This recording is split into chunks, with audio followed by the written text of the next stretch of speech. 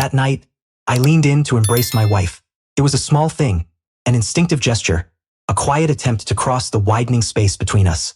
But before my arms could wrap around her, she stepped back. "Don't touch me," she said flatly. "No pause, no worms."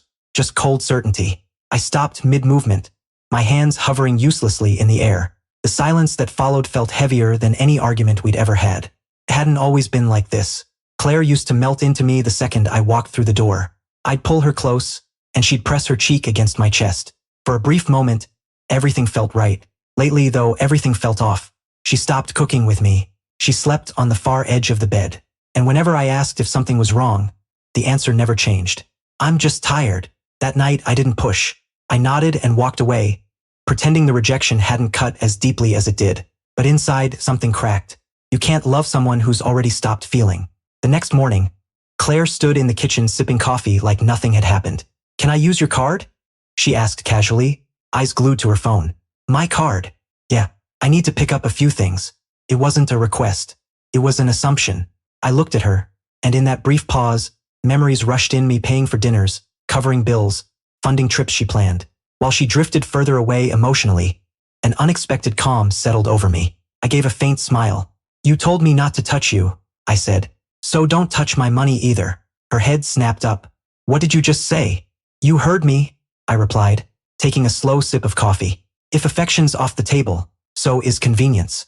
For the first time in months, she looked genuinely stunned. Then her expression hardened. "Are you serious right now, Ryan?" "Completely," I said.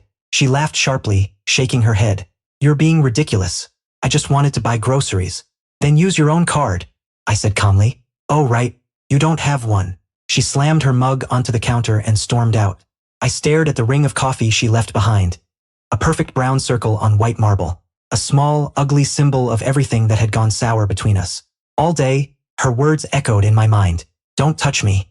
It wasn't just rejection. It was contempt, the kind that grows when love turns into obligation. That night, she didn't come home until close to midnight. I didn't ask where she'd been. I was finished begging for honesty. But as she passed me on the way to the bedroom, a faint, unfamiliar scent followed her. Musky, not hers. I sat on the couch, staring at the dark television screen, my reflection barely visible. I didn't need to check her phone. I didn't need explanations. The truth hung in the air, clinging like cheap cologne. I lay awake long after she fell asleep, listening to her breathing, wondering how long she'd been pretending. Somewhere between hurt and resentment, a plan took shape, not out of spite but clarity. If she didn't want to be touched, I would make sure she no longer depended on anything of mine. Not my card, not my comfort, not my life. The next morning, I woke early, brewed coffee, packed a small duffel, and left a note on the counter with only 3 words. "Don't wait up." By the time Claire woke, I was gone. She called once, then again. By the 3rd call, I was already on the highway, the city shrinking in my rearview mirror as I let the phone ring itself silent. I had no plan, only the need to leave a house that had become a museum of distance and quiet resentment. I checked into a modest hotel on the edge of town, complete with faded wallpaper and a coffee maker that barely worked. For the first time in months, I felt something close to peace. That afternoon, I finally answered her call. "Where are you?" she demanded. "Out," I said. "Out where? You can't just disappear, Ryan." "I didn't disappear, Claire," I replied. "You did months ago." There was a pause.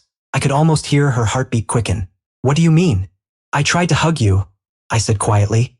"You told me not to touch you, but you still wanted my card, my patience, my time. Everything except my heart." Silence. Then her voice softened, the first hint of emotion in weeks. "I just needed space." "Space is fine," I said. "But you built a whole life in that space without me." She hung up. For several days, I stayed away, working remotely, going to the gym, walking by the lake. It's strange how peaceful loneliness can feel once you stop fighting it. On the 4th day, she showed up at the hotel. I saw her through the lobby glass. Same blue coat, same anxious eyes. "Can we talk?" she asked. I nodded and led her outside to a bench. "I'm sorry," she said. "I never meant to hurt you. I didn't know how I felt anymore." "About me?" I asked. "Or about someone else?" Her lips parted slightly. A barely noticeable flinch said more than words ever could. "You don't have to lie," I said. "I can smell him, the other man." Tears welled in her eyes. "It's not what you think," she whispered. I almost laughed. "It never is." She reached for my hand, pulled away. Surprise flickered across her face. The same shock I'd felt when she told me not to touch her. It feels different, doesn't it? I said softly. She wiped her tears. Please don't leave me. For a moment I almost gave in. Love doesn't shut off easily. It lingers, reminding you of what once was. Then I remembered every cold night, every unanswered message, every time she turned away. I'm not leaving, I said slowly. I'm just done being invisible. I stood and pulled a small envelope from my jacket, handing it to her. What's this? My card, I said. You wanted it, right? Confused, she opened it.